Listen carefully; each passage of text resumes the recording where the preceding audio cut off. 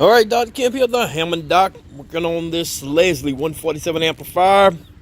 I've used the Rust-Oleum hammered spray and just put a coat of the spray on. I think I'm gonna let it go at this.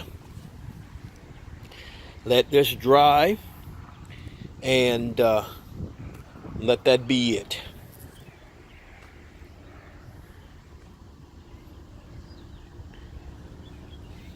Okay, so I don't think I'm gonna do any more to this.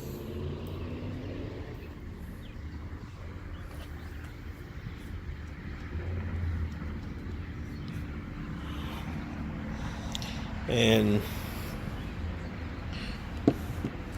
overall, this is a good looking amp. I don't know what happened to it, why it had the rust spots there and all that was rusted. I don't know if an animal, it had animal urine or what it was, but the front part of it looked good. And there was a couple of rust spots on the front part of the bracket, but the rest of the amp, as you can see, is very clean.